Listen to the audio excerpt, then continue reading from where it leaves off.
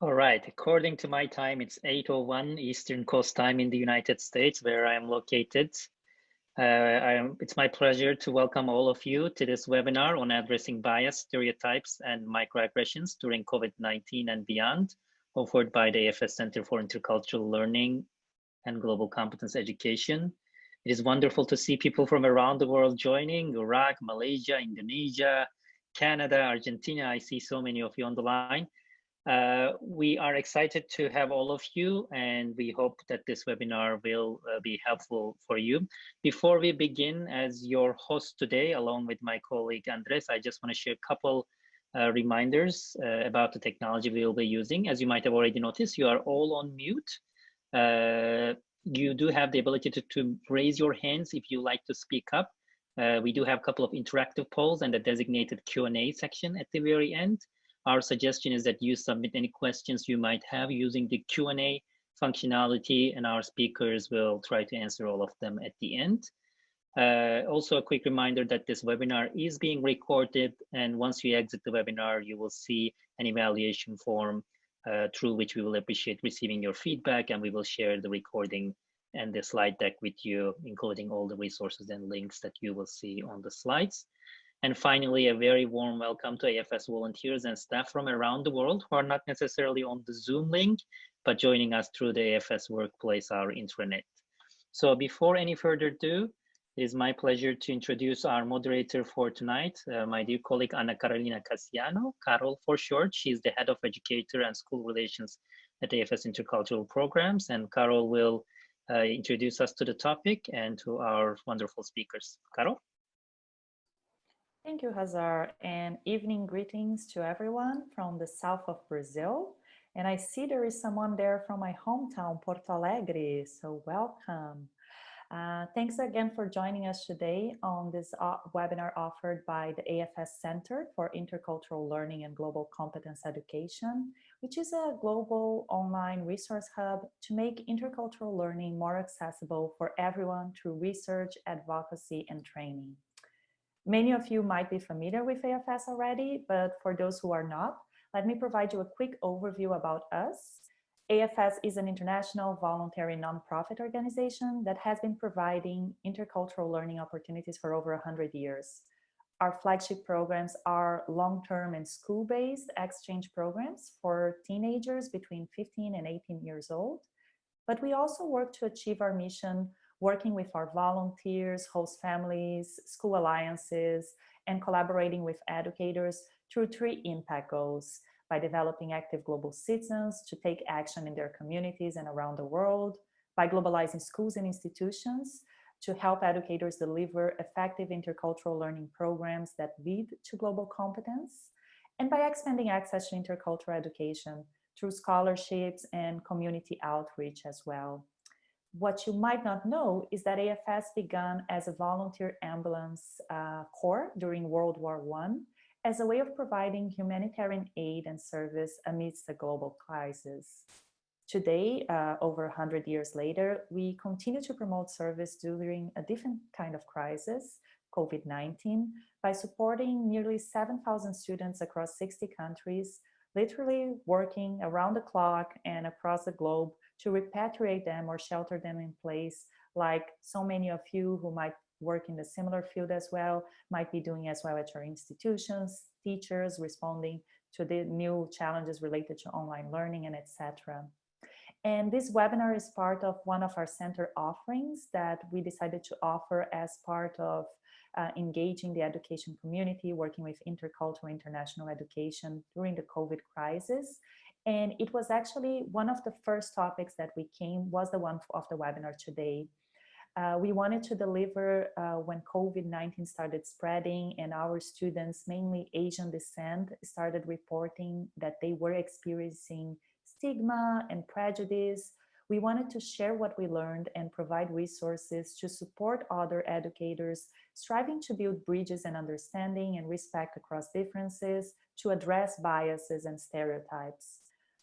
Of course, even though research indicates that during times of high stress, we are much more likely to act on our explicit stereotypes and implicit bias, Little we knew that along with this COVID-19 pandemic, a pressing movement would also be reinforced to fight another type of virus, a structural and much older and more deadly one, racism and systemic injustice that we continue to witness worldwide.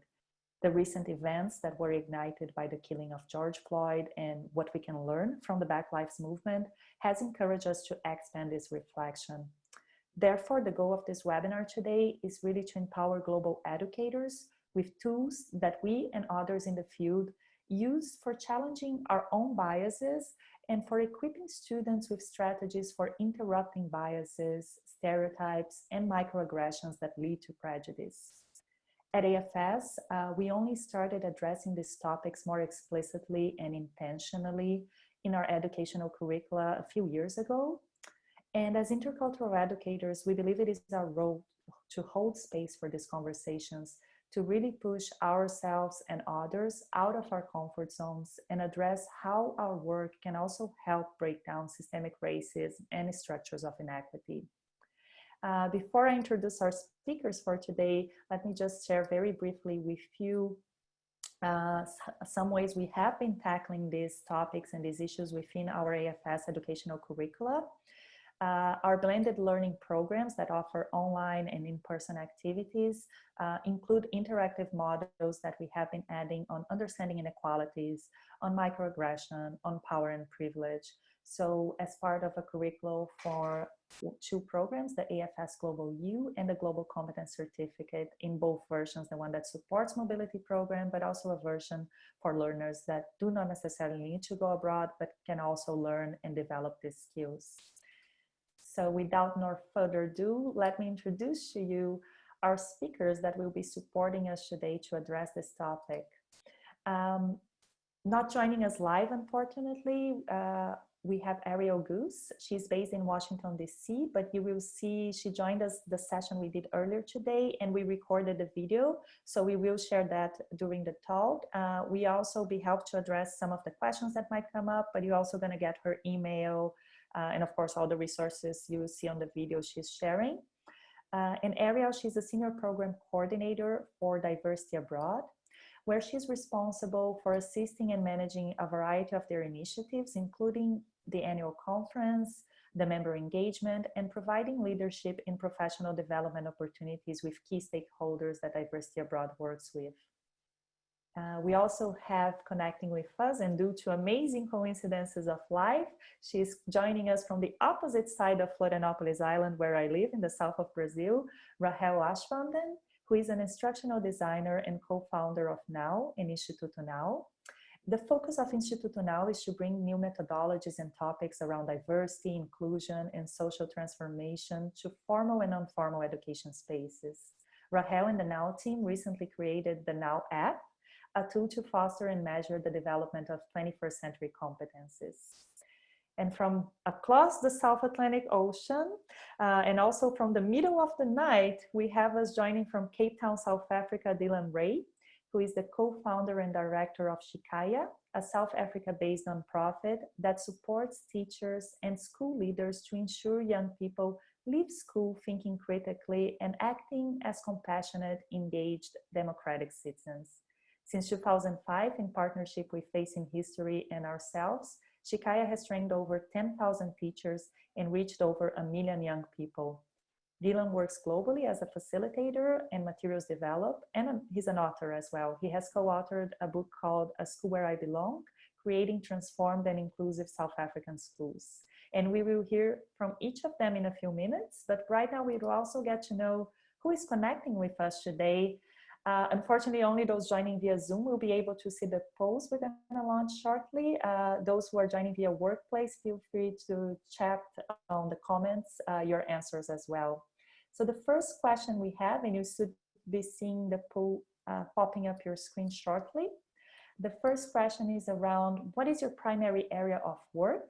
So please choose the one that is most aligned with your work. If either you work in secondary level schools, high schools, either as a teacher or administrator, if you work in higher education, as faculty, staff, or administrator, as a researcher with non-formal education and or training provider, or other. On this first one, you can choose a single choice. And on the second question, that second question is around what are your primary reasons for attending this webinar today?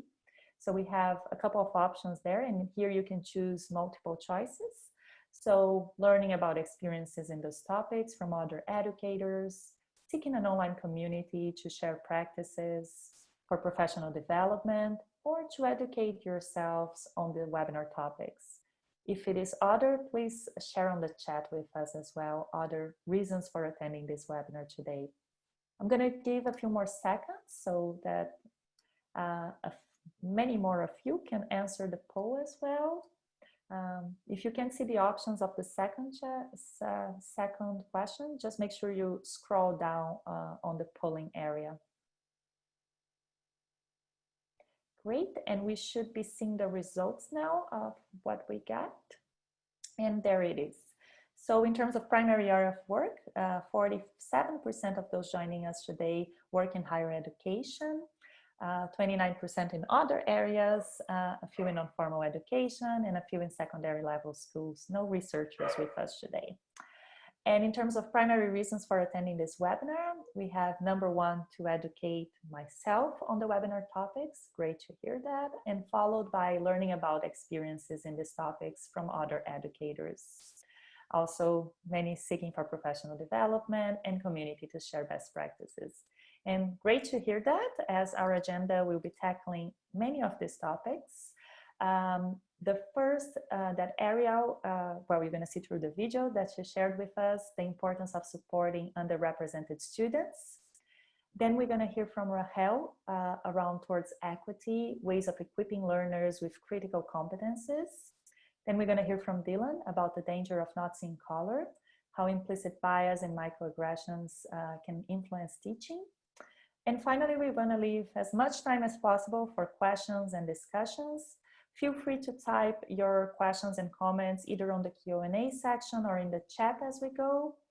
And to get us started, I'm going to ask Hazar to play the video from Ariel. And just one disclaimer, so you know, she's going to be running a poll and talking to a poll. You will see the poll as well, but the results she will share in the video will be from the one we ran this morning. But once we're done with her part, I'll share with you what were the results for the group joining us this evening. Hazar?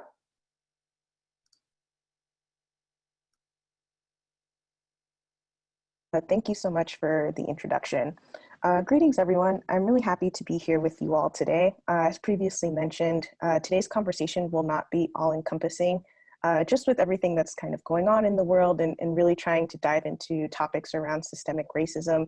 There would be no way for me to cover the impacts of systemic racism within the time that I have with you all today. But I hope to provide a really brief overview and share resources that Diversity Abroad has for the international education community to hopefully help to begin and continue the learning process for those of us in the international education community. So I also have a poll. I'd just like to get a feel for how you all, what your comfort level is in supporting diverse students. So if you see the question there, how comfortable do you feel in the opportunity to support diverse and underrepresented students throughout the study abroad process? And then we have a Likert scale from strongly agree to strongly disagree. So please take a moment to take my short poll.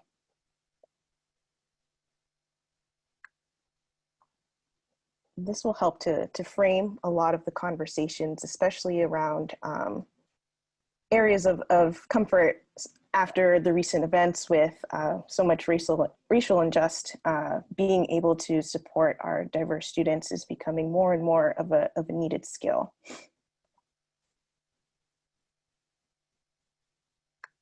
Okay, so great. So we are closing the poll and we'll have the results soon. Okay. Well, that's really positive to see that we have over 52% of folks who agree that they are able to support diverse and underrepresented students throughout the study abroad process.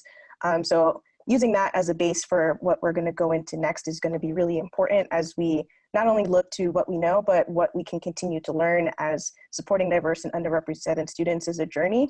There's not really an endpoint to being an expert. So we'll kind of jump into that really quickly. So as I mentioned before, we're living in extraordinary times where we're faced with the challenges of the global health pandemic in the forms of coronavirus and systemic racism. Although our industry has been hit hard by the recent effects of coronavirus, study abroad has been an industry plagued by systemic racism for decades. To provide a brief history of the origins of study abroad, it started with the Grand Tour in the 1900s, which was marked as an opportunity for mostly white women in higher education to travel to Europe before graduating from university to learn and explore different cultures before coming back home to essentially start a family. From these beginnings, there have been some notable efforts to become more inclusive over the last 10 to 15 years, but despite those efforts, with the generation of young people enrolling in universities becoming more and more diverse, the data here shows that study abroad participants are still a majority white women. So this is an example, or this is data from the most recent Open Doors reports that shows over time, the racially and ethnically diverse students who are studying abroad is still it's about 70% white and 67% women. So there has been some progress, as you can see, over the last few years. And this is due to just generally as generations become younger and younger, they're becoming more and more diverse, and they are enrolling in higher education. So essentially, with that higher population of students who are studying abroad, or who are going into higher education, their opportunities to study abroad are becoming more and more available. So the next slide also does highlight some of these things as well. As I mentioned before, despite the increases that were mentioned, our racially and ethnically diverse students are still underrepresented in global education. So with this graph, it does show that even though racially and ethnically diverse students make up 44% of students who are in higher education, only about 30% get the opportunity to study abroad. So with these numbers, what can advisors, leaders, universities, providers, et cetera, do to continue pushing for inclusion? How can we ensure that underrepresented students who do study abroad are supported throughout the education abroad process to ensure academic and personal success? Because it's not just about checking them off the box and getting them on the plane.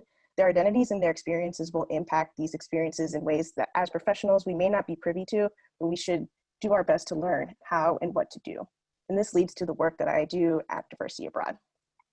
So Diversity Abroad has grown into the leading organization advancing diversity and inclusive practices and policies in the field of international education and cultural exchange since its founding in 2006. Backed by the global community of educators and policymakers, student leaders, and industry professionals, Diversity Abroad's sole focus is to advance diversity, equity, and inclusion in the field of international education and cultural exchange with the goal of improving student success.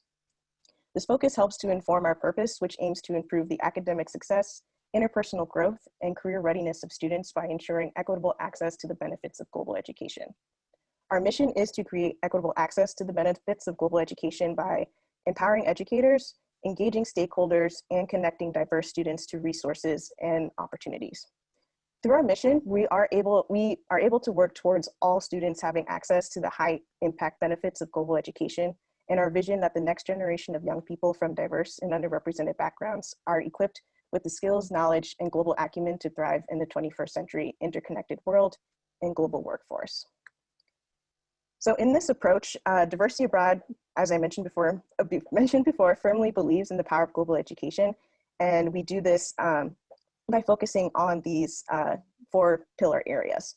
So through the development and dissemination of diversity and inclusive good practices for the field of global education and cultural exchange, online and in-person professional development, and an innovative student success platform, Diversity Abroad equips individuals and organizations to advance student success and career readiness through equitable access to global educational opportunities. So in that space, we do focus on career advancement and belonging for global educators, which is ensuring that global educators from diverse backgrounds are represented, equipped to advance their careers, and experience a sense of belonging in their workplaces. We also focus on education abroad, which is ensuring students are equipped to succeed in education abroad programs, which require staff, faculty, and administrators to promote inclusive practices across the continuum of education abroad process. We also focus more so now on international student services and cultural exchange. So fostering a climate of inclusion and belonging for international students in supporting their success in globally diverse campuses and is a critical component to advancing comprehensive campus internationalization. And then lastly, especially with the times that we're in now, supporting global learning at home. So expanding the impact of digital learning tools and meaningful global educational experiences at home, both on campus and within the local community, to equip young people with the skills, knowledge, and global acumen to thrive in an interconnected 21st century workforce. Within these pillars, Diversity Abroad does aim to support inclusive practices within all elements of international education.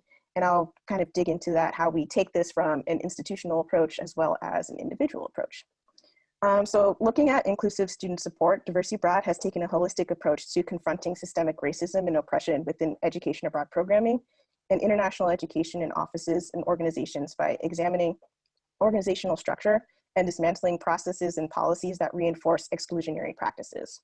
Our primary tool that allows for institutions in organizational assessment of inclusive practices is our Access, Inclusion, Diversity, and Equity Roadmap, or also referred to as AID Roadmap for short. The AID Roadmap includes a set of guidelines and a comprehensive assessment tool for education abroad offices and organizations who administer education abroad programming. Adherence to the guidelines support international education offices and organizations as they develop inclusive practices and policies that support the success of students throughout the education abroad process. So the AID Roadmap does not only focus on ethnically and racially diverse students. It also puts an emphasis on first generation to college students, high financial need students, LGBTQI+ students, students with religious diversity, and students with disabilities. The guidelines focus on three major areas, including strategy and communication, academic and student success, and operations. And they drill down to the specific categories that are listed on the slide here, with rationale and progress indicators for institutions and organizations to consider. The traditional approach to looking at inclusive practices may typically only look at advising or curricular activities, but being able to look at all of these elements holistically will allow an institution or organization to identify and strengthen organizational policies and practices that may encourage or discourage diverse students to pursue education abroad opportunities. Next slide, please. So in looking from an individual perspective, Diversity Abroad also recognizes the importance of doing the work as an international educator to break these systems of oppression within the field of international education. As a profession whose professionals mirror the majority of students studying abroad, with 64.9% identifying as white and 75.6% identifying as women, what professional development is being pursued by these professionals to educate themselves on the unique considerations of these diverse students? How is the field supporting and lifting the voices of underrepresented professionals in our institutions and organizations to provide perspective and leadership in these areas? Diversity Abroad CEO and founder, Andrew Gordon, released a poignant article in response to the recent racial unrest and inequities over the last 12 weeks, looking at confronting systemic racism as international educators. This article brings a call to action to all of us international educators, which I will share with you. As individual professionals, we have the opportunity, to ensure our work is breaking down systemic racism and structures of inequity versus perpetuating them. From CEOs of provider organizations and senior international officers to education abroad advisors and faculty, each of us can examine ourselves by asking questions such as, have I ignored systemic racism because I don't see how it directly impacts me? Am I willing to listen and not be defensive about how racism impacts my students and colleagues? Do I at times invalidate or diminish the lived experiences of students or professionals of color because they don't align with my worldview? Do I support the advancement of Black and professionals of color in our field? So these are some questions that you can kind of take and reflect on as an individual international educator and really see how you're making the effort to fight back against systemic racism within the field as an individual professional, working with students and working with underrepresented professionals as well. You can go to the next slide. So within the time that I've had, I've been able to highlight two of the resources that Diversity Abroad has that speak to addressing systemic racism and oppression at an institutional and individual level. Diversity Abroad is committed to this work and have many other articles, courses, and resources that you all can reference as we continue doing the work to stop the cycle of systemically racist practices within education abroad. We have a host of articles and webinars and online forums available that talk about racial injustice and xenophobia, especially around international students when COVID first impacted campuses and campus programming. Within our COVID-specific resources, we also have had a series of webinars that not only looked at inclusive support when COVID was really starting to shut down a lot of the campuses here in the US, but it also provided professional support for a lot of the professionals who were laid off or lost their jobs, and helping them to navigate career transitions during this time as well. So I highly suggest taking a look at our website to watch those recordings from those webinars. You can go to the next slide. Okay, so we also have a variety of professional development opportunities that allow professionals to go deeper into what inclusive support looks like for students, but also as professionals in the field. I listed a few of them here, such as our e-learning course on inclusive advising for education abroad professionals. We also will have an e-learning course for international student support.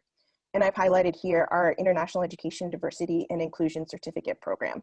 Our certificate program is a 14-week online course guided by an expert facilitator that provides a unique opportunity for professionals to broaden their perspective and increase their knowledge and skill set in diversity and inclusion within the realm of international education and cultural exchange.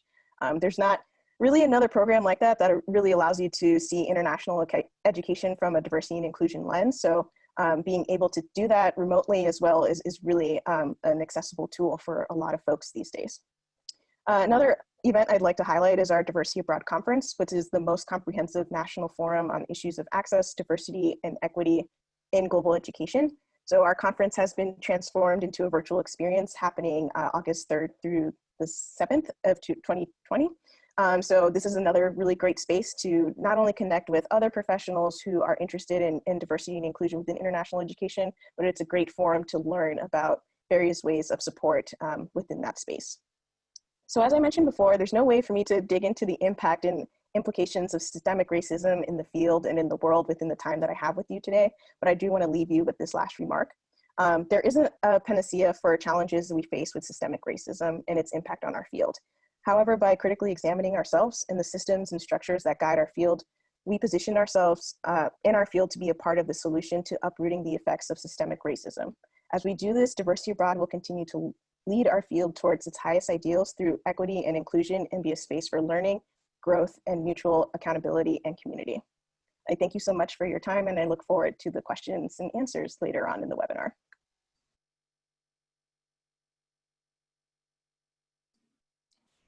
So we really thank Ariel for her participation. Again, she joined us on the session we did earlier today, maybe, well, yesterday for some of you, depending where you're at in the world.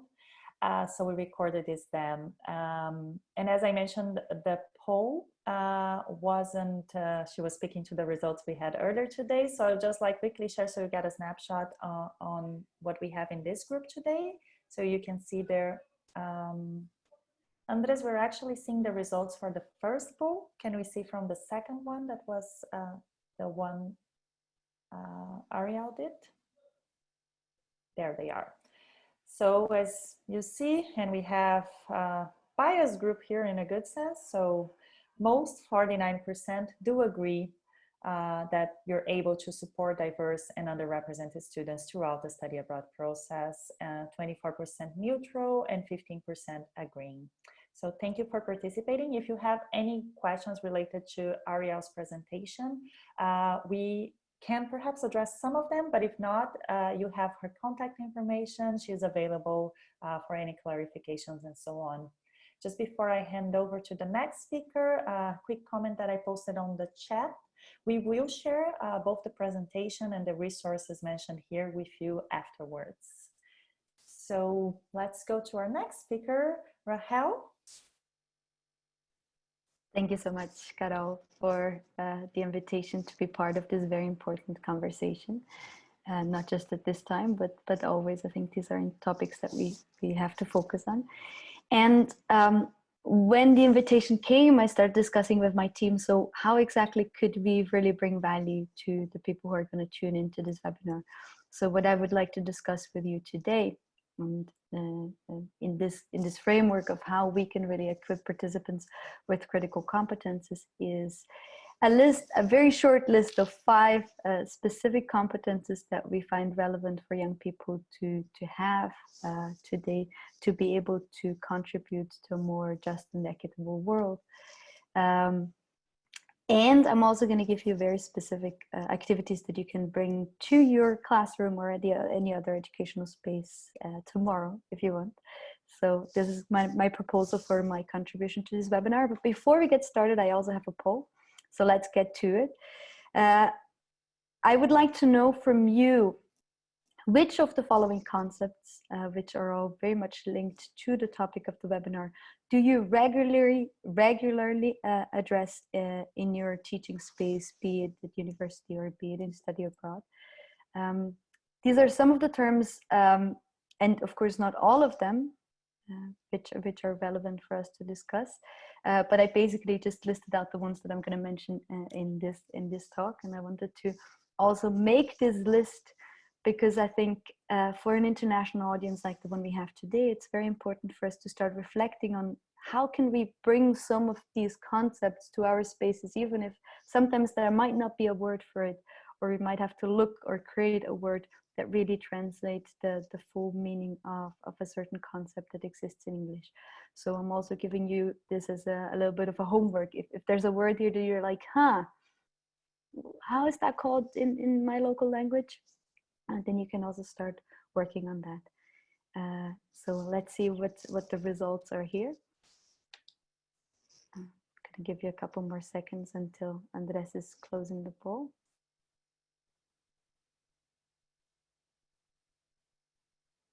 And I think we have results coming in now. So what we can see here, I think there's a lot of you who are addressing the topics of stereotypes, which of course it's one of the basic concepts, right? When we think about intercultural education, there is a bit less of you, but still more than half talking about bias and social identities on a regular basis. Equity, privilege, and allyship are a bit less present. And down here, intersectionality seems to be the concept that at least is being addressed in your work. Thank you so much for sharing. Let's get into it, right? I promised that we will look at 5 specific competences. Again, this is of course kind of a small selection. At Instituto NOW, we work with other organizations always from a competence-based perspective. How can we use education to really not just pass on knowledge, but help our participants to develop 21st century competences is one of the questions that you ask ourselves. So for today, I'm bringing you 5 such competences. The first one is self-awareness. And I think this is quite an obvious one. I'm quite sure this is something you already do in your work, but it's something we need to afterwards build on the other competences that come afterwards. And when I talk about self-awareness in this specific sense, is about being aware what are the identities that shape each person's way of looking at the world, of experiencing the world. And here, the activity that I have brought to you is what we call the Crossout Activity. It might have a different name if somebody else already also uses it. You might know it with a different name. And this activity is as follows. You basically ask your participants to write down 5 identities that describe who they are. And then you start asking them to cross out one of these identities after the other one. So let's make an example to make it more clear. This young man here, let's call him Thiago. That's not his real name. But let's imagine that Thiago is Brazilian, that he identifies as male, he is a soccer player, and he chooses Catholic and gay as the other 2 identities that he chooses for this activity. Now, as we go through it, we ask Thiago to start crossing out some of these identities. So he says, well, that I'm a soccer player is not that relevant. He takes out the fact that he's a man because he thinks, well, that's also not that interesting. Then he starts crossing out more and more and more until he's left with only one identity. And that's usually quite impactful for young people or for anybody. And it's also an amazing conversation starter for you to start discussing with participants about social identities, discussing with them, well, of course, about stereotypes, but I think you can go much further from there, and you can build a bridge to the next competence that I've brought for you today, which is understanding privilege, right? Because once you share with them, okay, so we are all made of these different facets of our identity, we have to start understanding that these are not the same, or these do not allow us to experience the world in the same way. So when I talk about privilege, what we mean in our work is, or the unearned advantages or benefits that that are given to people just because they belong to a certain social group. Right? So we can talk about white privilege or male privilege as being the most common examples. And here an activity that we use a lot is called the Power Flower. It's a very, very well-known activity, and it allows us to build on the selection of of identities that we had before by asking our participants to fill out usually a flower drawing in which each petal is one part of their identity, meaning we're going to ask for their race, we're going to ask for their religion, we're going to ask for their educational level, their health status, their sexual orientation, etc., etc., etc. And as a second step, we're going to ask participants to reflect what each of these petals mean in terms of their access to power. So if we think about our example of Thiago before, being male and being white in the city in Brazil where we imagine him to live, puts him very close to power. Being Catholic as well. And playing soccer, which is a very, widespread sports in Brazil, would definitely also help. So the only identity of his that, gives him less privilege is being homosexual. Now, this is an amazing opportunity for us to start realizing, okay, it depends on where you live, because of course, being Catholic in one place of the world means a different thing than living somewhere else. So it's not just, that being Catholic means something in terms of privilege. It really depends always where you're at. And we can also use this activity as a starting point to talk about intersectionality. So you can reflect with your participants about, what if Thiago was Black? And what if instead of being a Catholic, he would follow an Afro-Brazilian religion, which would make his experience and his set of privilege much different to what we're seeing in this specific example. Let's move on to a third competence that I've brought for you today. And this one is in the title of the webinar, right? But I think bias is a very important topic for us to discuss with participants. They need to understand that through socialization, they have acquired in an unconscious way certain reaction and certain judgments towards other people that they do not directly control and that they might even not be aware of. And Dylan is going to talk more about that, so I'm not going to go into depth here. But I just wanted to share an activity that you can use with your participants to start trying to get this consciousness about their biases. And this activity is what we call tag questions. Now, this is something from grammar, okay? So tag questions is something that, at least in the languages that I speak, exists. It's, I'm gonna give you an example. So I'm gonna say, Dylan is gonna give a very exciting input right after me. Is he? So I'm gonna start questioning the statement I just made. And we can do that with anything we say. So this is an activity you can play out in many different ways in the classroom or with your participants, but basically means giving them an opportunity to train these tag questions, questioning every single thing that they say and really making it a habit of questioning themselves and realizing there might also be a different point of view to certain things. Now, my second to last competence that I have for you today is one that I realized that not a lot of you are working with already. So I think in times of the Black Lives Matter movement, this has become a much more well-known term. And I also invite you to read up on it because there's a lot of amazing resources out there. Allyship basically means standing up for others, even if we're not directly affected by a certain form of inequity. In this case, racial inequity, but there is also, of course, other ways to apply allyship.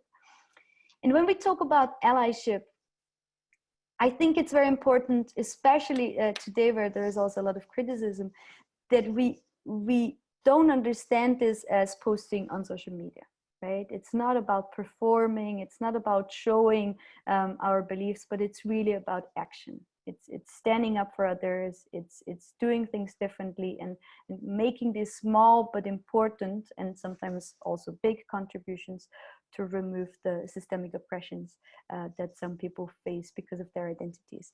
Now, an activity that I brought for you here is not such a complicated one. It's really a reflection that you have with your participants or with your learners in general about those moments when, you know, their friends were telling a homophobic or racist joke and you were there and you didn't say anything. So what are a moment that you went through where you witnessed a discrimination or a microaggression and you didn't do anything? And you can start reflecting with them about, why didn't I do that? Why didn't I speak up? And how could I do this differently? And really equipping them with strategies to deal with microaggressions and other forms of oppression. Now, an important term that I want to leave you with when talking about allyship is the concept of centering. And this is really important, that we stay critical, especially being white in my specific case, that we start realizing, just because I want to be an ally, I do never have the right to put myself in the center of the story. You know, I should not be listening to somebody talking about how they're experiencing racism and then start talking about my problems or saying how much that affects me, but rather I should be there to listen and learn. And you can read more about the topic of centering in an article I linked here, and you can find more resources online as well. But I think it's important that we keep this critical perspective and when we're allies. And that brings me to my last competence, and I'm also realizing that, you know, we have to speed up, so let's do that. And the last competence is a very important one, because somebody said it this morning in the first version of this webinar. The comment was about how many people are afraid to be allies because they're afraid to do something wrong. And I think that should never be the case, right? We should never, you know, stay inactive just because we're thinking we could do something wrong. So learning from failure is a very crucial competence linked directly to being an ally and doing things differently and fighting for a more just and equitable world. And here, so we're focusing on the very specific area of doing something wrong when it comes to privilege or somebody else's identities, right? Misgendering somebody, using the wrong pronouns, or many other things that can go wrong even if we're trying. And here I'm bringing to you a resource which is called Guide to Allyship. It's a free resource that you can find online, and it has an amazing reference that we use a lot in our work, which is called, or which can be defined as, what to do when you step on somebody else's feet. And this morning I used the example of my kids, so I'm going to do that again, because I think anybody who's a parent is going to relate to me how, you know, there's many ways you can react to being called out for doing something wrong. And it's important that we do not react like a 6-year-old who says, well, but she did it too. And there's many other reactions that are not the right way to react to this, but rather staying humble and understanding that, you know, we do make mistakes and we can learn from them. Now, on a closing note, I really want to say that, of course, it's not just about equipping our participants with these competences. It's really also about ourselves doing the work. And I brought here the last kind of 3 steps. The first one, staying critical also when it comes to ourselves, realizing that we need to work on these competences, you know, even if we already have some in the past, because it's a lifelong process. Secondly, we have a lot to learn, really, in terms of knowledge. So, you know, we need to go after the information. We need to try to stay informed. We need to try to understand other people's struggles. And very importantly here, that does not mean that we should ask those people to explain it to us, but rather that we seek out the information. You know, it's all out there. We just need to go after it. And if somebody does want to tell their story, that we listen, and without trying to center ourselves, just to bring in that concept one more time. And lastly, if we're new to the topic of diversity, of inclusion, of social justice, we should always be aware that there's a lot of professionals out there who have much more knowledge, who've been in this work for a long time. And at this specific point, but at any other time, we should really also honor their work, hire them, pay them for what they do, and not think that we can just do it ourselves with, after having read a little bit about the topic. And I think that's it. So these are the 3 steps that I try to honor myself, and I'm passing them on to you. And I'm looking forward to hearing from Dylan on his part. Thank you so much, Rahel, for your contribution and for the very hands-on examples that I think many of us can go out of here and apply tomorrow with ourselves and our learners. One thing that I did forget to mention is that Rahel is also a former AFS volunteer, which is great as well. So thank you, Rahel. Now I'd like to hand over to Dylan. Thank you, and good evening or good morning if you happen to be like me in South Africa. Wonderful to be here, and it's I guess I'm going to pick up from the one of the last points that Rahel made around the importance of us as the educators in its broadest sense, are working on ourselves, and I think Rahel made the point so clear that it's a constant journey that we are discovering as we do this work, and so I'll be talking about this danger of not seeing, of sometimes saying that we don't see color, and really looking how that plays out in this idea of unconscious bias and microaggressions. And so next slide, please. But before I do, just to say the organization I run is Sikhaya, and we've been around since 2005, and most of our work is in South Africa. But we have an important partner in our work called Facing History and Ourselves, who are based in the United States. And if you're in education and these issues are important to you, which they must be, otherwise you wouldn't be on this webinar, I really encourage you pop onto Facing History's website. There's just a range of resources and methodologies to help take these conversations in very different ways. Next slide, please. So we're going to start with the idea of unconscious bias, and I guess I want to just upfront right away that unconscious bias, I guess it's in the last few years has found more resonance and more importance. But of course, unconscious bias doesn't explain away racism, and especially systemic racism. Sometimes it is easy to look at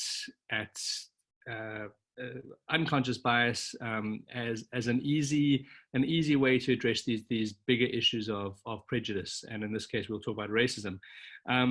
But what I found in our work with teachers specifically is that it's a very valuable starting point.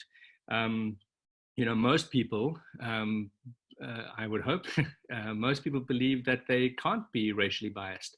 And that we can identify racists, we can identify racist behavior very easily, and we can take action against it. And that's as we very well should. But the danger, I suppose, is the rest of us, I suppose, who have these biases against others, and that we're not aware of them, because it's in that space of unawareness that microaggressions and some consequences can happen. And so while we advocate in our work that we do some work around unearthing these unconscious biases, we see it as a starting point. We see it as that we're turning the light on, and we've done this work with lots of teachers and for thousands of teachers now, and the majority of them, once they've understood this idea that they have these biases, something switches on. And of course, work has to continue afterwards, but you've got to switch on at some point. So next slide, please. here's the embarrassing part. So 20 odd years ago, I had to find a photograph of when I was about 20 years ago. I'm the guy with the history t-shirt, just in case you didn't pick that up. I'm a white South African male. Those are three very loaded terms. White South African male. I grew up during apartheid. That photograph with Linden Klua Maglasela, when I was growing up, I wouldn't have been standing next to Linden Klua. And if I had been standing next to him, it more than likely would have been in a very much it would have been a very clear power dynamic between the two of us. But I wanted to start with that photograph because around a few years before that, maybe 2-3 years before that, next slide, please. I was teaching in a girls' school in a classroom that looked very similar to that. Although I have to say that this classroom looks a whole lot more interesting and vibrant than the classroom when I was teaching. But the makeup of the girls was very similar. And it was quite a mixed class, white girls, black girls of color. And if you had asked me then, around the time that you saw me in that photograph, if I saw color, if I saw the race of the girls in front of me in that classroom, I first of all would have been offended that you asked me that question. I would have, I would have felt that you're accusing me of being racist. And I know without a shadow of a doubt, I would have said, I don't see color. And all I saw at that point, all I believed I saw was were girls who I was helping, create into becoming active democratic citizens and leaders of our country. A few years later, though, after having taught classrooms just like the one you see, I took a test called the Implicit Association Test. If you can go to the next slide, please. And this is an online test that you can take online. And the Implicit Association Test is designed to help you unearth some of the unconscious biases that you have. Now, it's not foolproof. There is you need to do the test a few times, but it is the cheapest and most accessible way of turning on that light and discovering some of the things that you didn't know were inside your brain. And it's something that I came across in our work, and I took the test.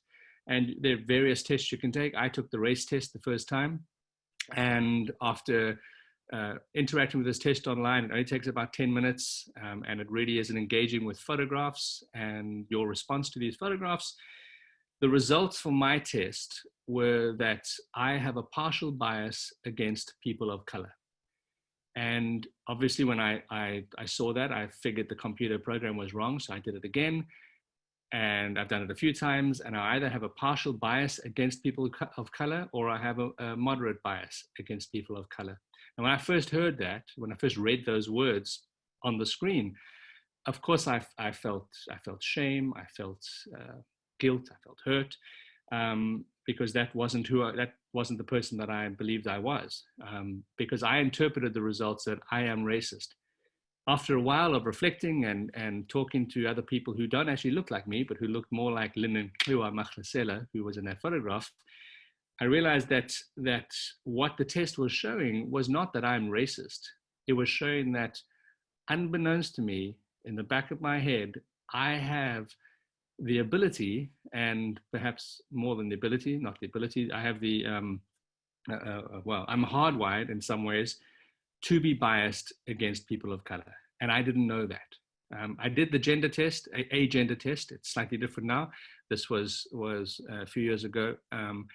And my result of a test around the biases against women is that I have a partial bias against women. So really, to sum up, what I discovered is that I have a partial bias against people of color and against women.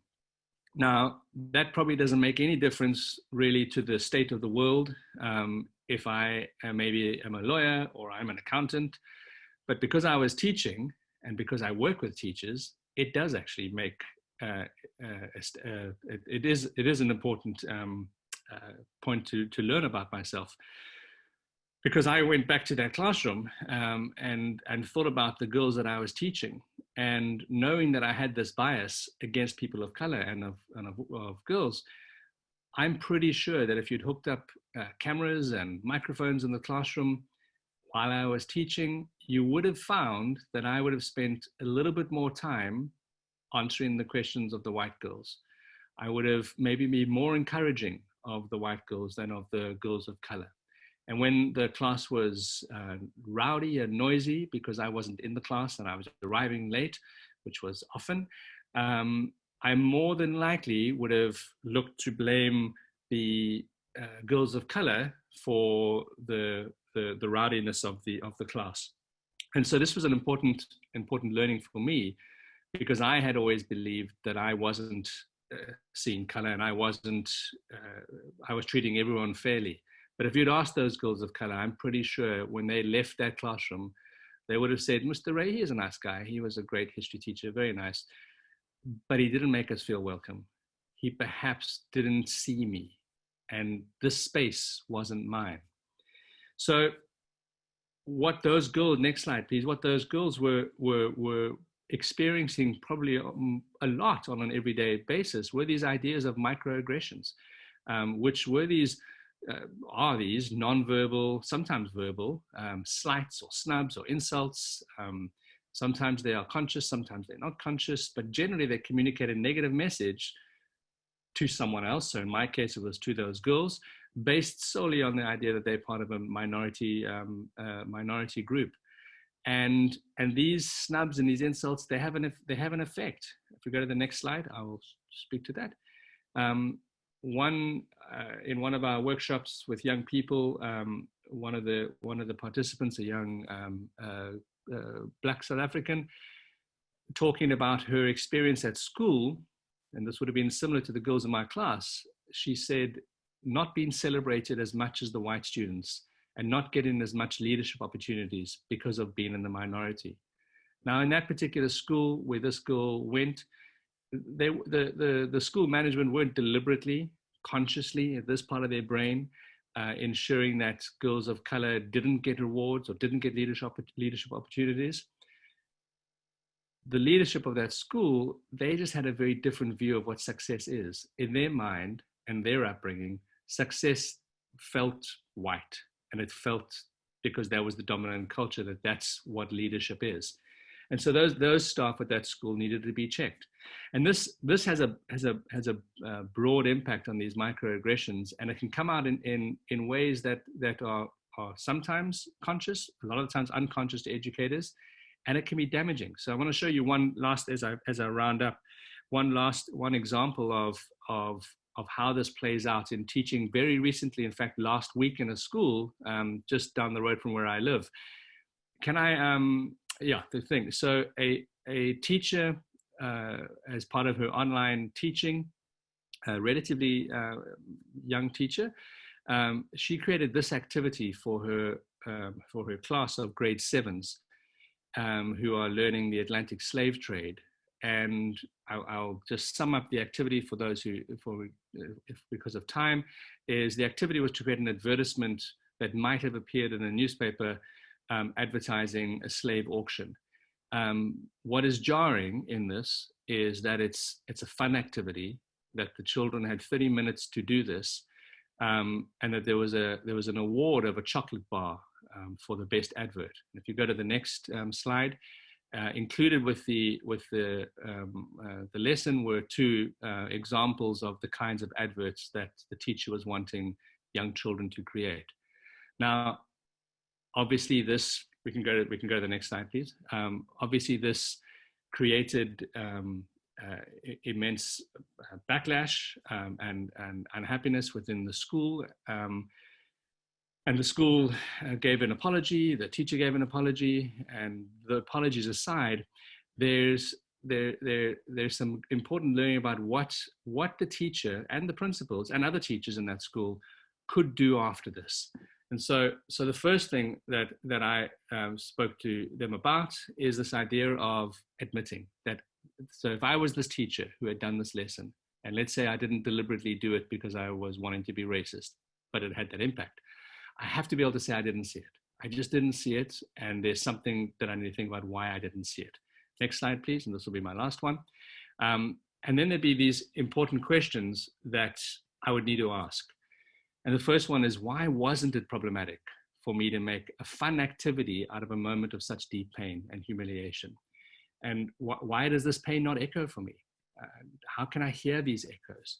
What is it about the way that I was raised, where I live, who I am? What do I need to read?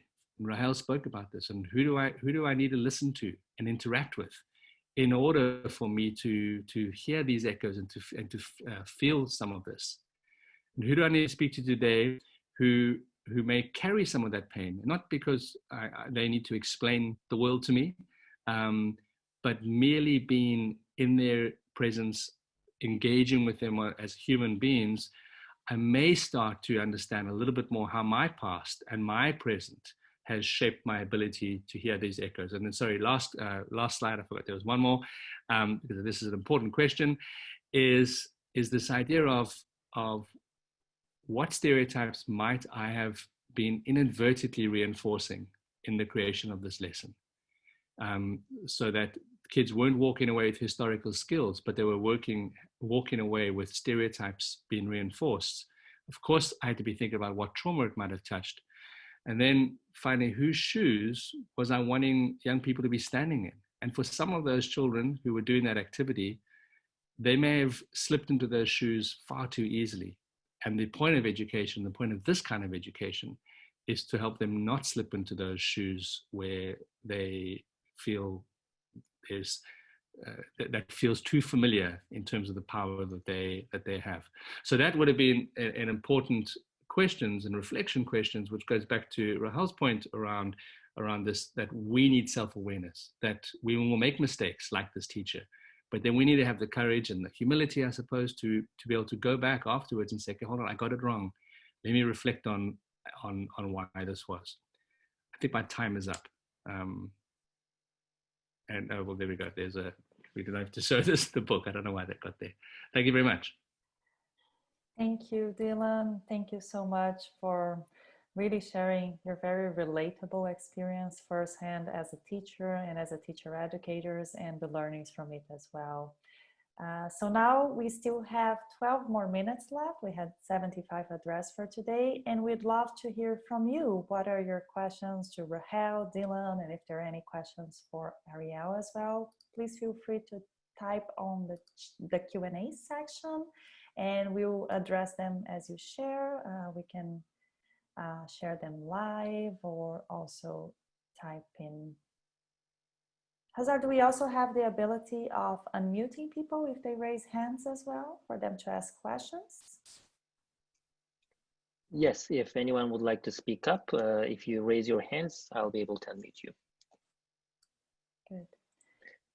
And also, if anyone needs to drop out because of time constraints, as you drop out, there will be an evaluation form popping up.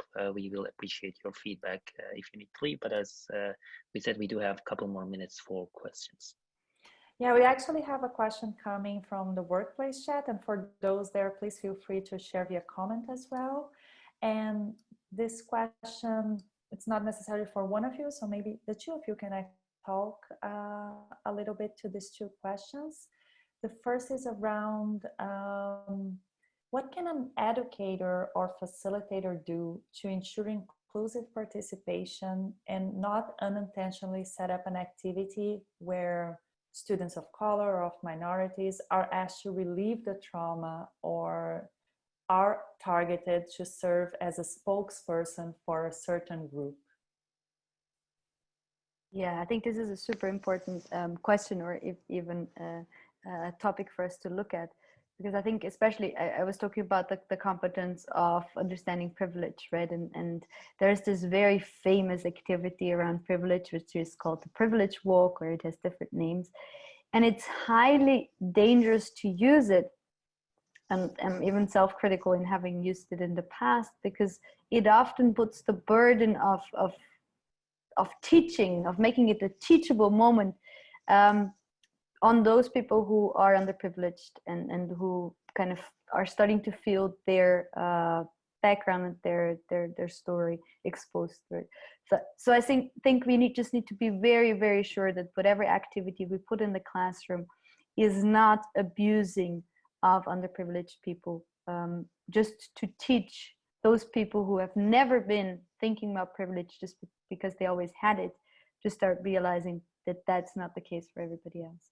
So very, very important that we're very sensitive in that sense. And that's why I always like activities like the Power Flower, which are much more on the personal level. So it's not about, you know, learning through the others. I think this is a case where we need to look at ourselves.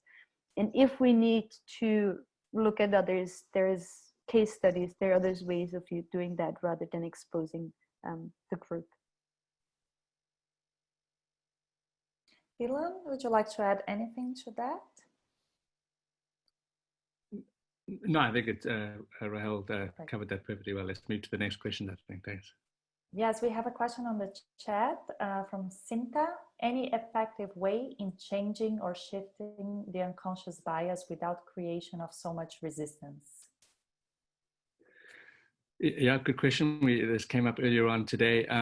I guess I would say no. I think resistance is part of the process. I think if it's easy, then we aren't really engaging. I think it's there'll be resistance from ourselves for sure, but working with others there'll be resistance because no one wants to be told that we're not, that it might appear we're not good people. But I think the important thing is in addressing unconscious bias, or maybe the two things to just remind. One is that it is just a starting point to be able to say, you know, have we noticed this? And I think the second piece is that we it needs to feel uncomfortable, and we need to be able to share that discomfort with others, and it's only really in speaking about that discomfort, both on what I feel, but also the discomfort that others may be experiencing because of my lack of knowledge about my biases. So it's just, I guess, the one way that you can limit something at least is that this isn't a shame game.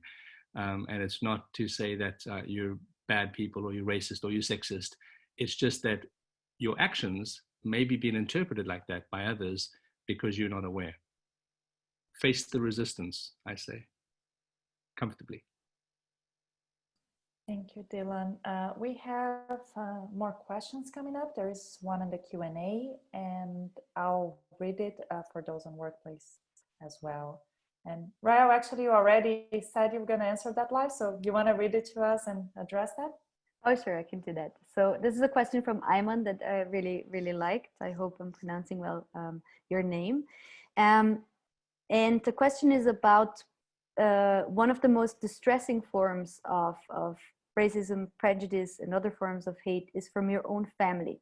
When confronted, it always ends with, you're still just a child, or even older people know better or best for you. It's been really discouraging for me and would appreciate advice on this disheartening matter. And I think this is a really important topic for us to look at, because when we think about allyism, when we think about, you know, fighting against inequities, it starts very close to where we are at. And that's actually where the work is. It's not in trying to educate people we don't even know yet. But it's really about looking around the people that are in our closest circle. So in my specific case, you know, there is these moments where you know, you're confronted with a choice of speaking up. In our case, you know, you're in a group of families, and there is a homophobic joke, and you're thinking, okay, are you doing that despite the fact that me as a queer person is in that group? Are you not even aware that this is homophobic, or what exactly is the message that you would like to bring across? And then we have a choice, and I think that's very important when we talk about microaggressions and when we experience them ourselves. We always have a choice to do something or not to do something. We sometimes need to safeguard our own well-being. We need to think, does it make sense to speak up or not? But we also need to be aware that there's a lot of people who, you know, depend on making that choice and really making a difference. So I think it's difficult. It's a long journey, but it might surprise us. If we start speaking up, it might surprise us because there's suddenly other people who will speak up as well. So it's like an avalanche that I've experienced, that if you start speaking up, there's other people who are saying, I'm so grateful that you said that. Sometimes they say that in private, but I think a family is never a homogeneous group, right? It always means that there is different people in there and many people who might think the same way as you do. Thank you, Rahel. Just adding to that, in AFS, in our curricula, we talk a lot about strategies for interrupting stereotypes, and some examples linked to what Rahel mentioned. For example, implying questions as a response. That's something that can be very constructive. When you hear something prejudicial, like responding with, what do you mean by that? Or why do you say that? That's another example that really effective for us to use in our day-to-day life. Or interrupting, for example, if someone is making an offensive joke or a joke that you find offensive, to let the person know that you don't want to hear or discuss, right? And finally, as Rahel mentioning, also educating, right? Because many stereotypes and prejudice are born out of ignorance and lack to exposure to diversity. So making sure that, of course, not necessarily lecturing or coming as if you are more enlightened or have a higher ground, but just educating in the sense of informing and sharing with these people some more information, so maybe they can start adding those tag questions to their own remarks as well. Dylan, we have a question for you coming from Workplace as well. Would you like to address that? Yeah, sure. So Carolina asked the question, I am a future educator. Should I, inside my classroom, make it clear the matter about privilege? Like, we're all privileged to have an education, etc., etc. Would that be correct? First of all, Carolina, fantastic that you're going to be a future educator. We need more future educators, so that's really good. I think that there are two pieces. One is for yourself, for sure. I think that is something that you should be able to talk to your children about, to your students about. That you yourself perhaps have privilege in some places. I think the idea of privilege should be part of a broader discussion and an ongoing discussion. And this is what Rahel alluded to, Rahel spoke about, around engaging with issues of identity and the multiplicity of pieces of our identity. And I think what we want is that young people are constantly engaging with the context in which their privilege shows up, the context where their privilege is not valued or isn't there, but it's done in a safe way too. Because I think that the one danger, and this is why I really like Rahel's, I believe it was the flower power or petal exercise. Please correct me after this.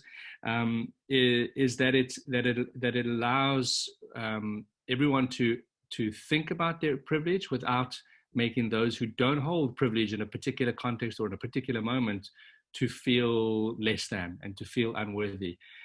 So I think it's important that that kids are engaging with these issues, also realizing that an education is not a privilege necessarily when everyone else has been educated in the classroom, and there are still different power dynamics. But that them understanding that how they see themselves, how they see others, impacts on their choices and how they are treated and how they treat others. I hope that helps.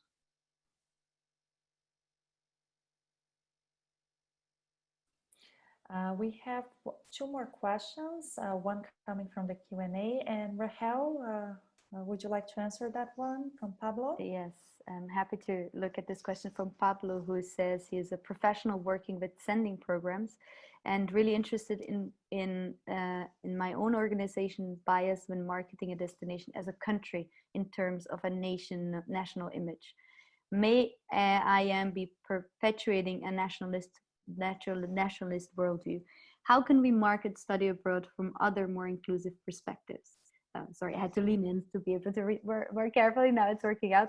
Thank you so much for bringing this up, Pablo. But because I think study abroad has this challenge, and when we first started with NOW, that was one of the things we started to, try to eliminate, because it has, I think, two sides. It has a side of intercultural learning being still very much rooted in national culture, and I think there's a very important shift happening there from thinking about people first and foremost as members of a certain culture towards this more diverse view where people have these little petals of identities.